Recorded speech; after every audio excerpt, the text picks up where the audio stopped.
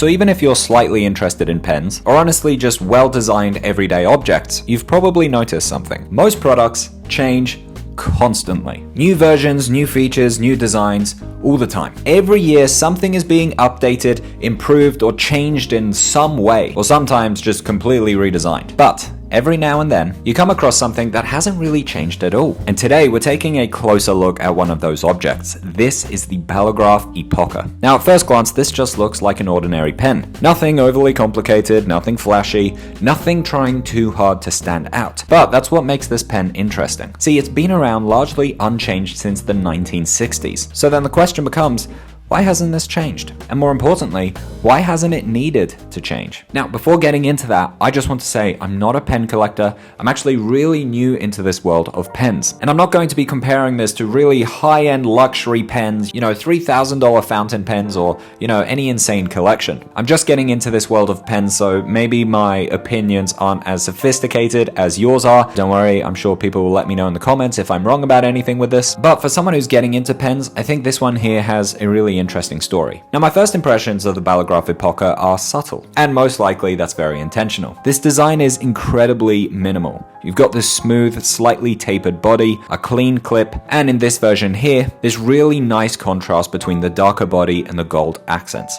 It feels understated, but at the same time, it doesn't feel cheap. And when you pick it up, that's one of the first things you notice. It is very light, much lighter than something like a metal-bodied pen. But at the same time, it doesn't feel like flimsy or anything like that. It feels really well balanced. There's a softness to it, but not just physically, but how it presents itself. It's not trying to impress you immediately. It grows on you the more that you use it. And I think that's where this pen starts to make more sense. Because the Ballograf Epoca wasn't designed to be a statement piece. It was designed to actually be used, and be used every single day, and for long periods of time. Now, typically when you think of pen companies, you might think of Japan, you might think of England, you might think of America, you might think of Germany. Most people probably don't think about Sweden, but Ballograf as a brand is Swedish, and they've been producing pens for decades. But Ballograf probably isn't a brand that most people know. Even people who are really nerdy about pens, like you, might not even have heard of this pen brand before. And see, one thing that often comes up with Scandinavian design is function first. If you think of other famous Swedish brands, the idea of function first is a recurring pattern. IKEA obviously focusing heavily on functionality. You think of Volvo, their whole thing was focusing on functionality, and Ballograf as a brand doesn't seem to be any different. And I think that intentionality is really clear here. There's nothing unnecessary about this pen. Every part of it feels considered. The push mechanic at the top is simple but very satisfying.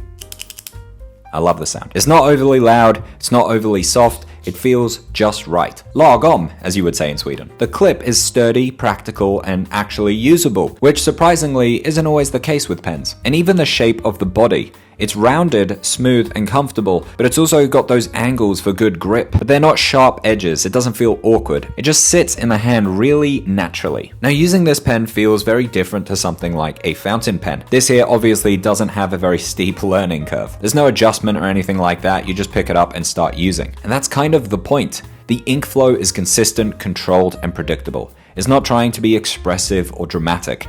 What it's trying to do is be reliable, and over time that reliability becomes the appeal. Now, coming back to the original question, why is this pen barely changed from the 1960s? I actually think the answer is pretty simple. It just didn't need to. This is a design that solved the problem it was created for.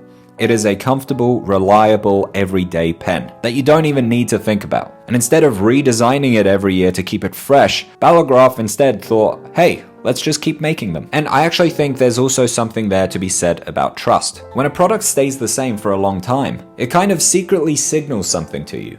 People keep buying it, which means that it's a good product. And I think in a world where everything is constantly being updated, constantly needing changing, every single product needs a new release, a new update, a new whatever every single year. I think there's something just really nice about a product being like, you know what, we kind of nailed it. We don't need a change. We did a good job. Now, in terms of drawbacks, it's not luxurious at all. I wouldn't ever describe this as a luxury pen. The price reflects that, the design reflects that, and the way that it's actually used in everyday life, especially in Sweden, also reflects that. This is kind of like a normal office pen in Sweden, and depending on the company you work for, they're probably not handing out $5,000 fountain pens to their employees. Probably. But of course, if they are, drop a comment because I want to work for them. It's not luxurious, it's not heavy, it's not overly engineered, and it's not trying to compete with luxury pens. And because of that, some people might pick it up and think, oh, is that it? That reaction kind of misses the point. This pen isn't about immediate impact or shock value. This pen is about everyday use. And I can speak on that. I bought this a few months ago and I absolutely love using it. I think it is an absolutely phenomenal pen. I also really like the colors here. One main reason is the Swedish flag is blue and yellow.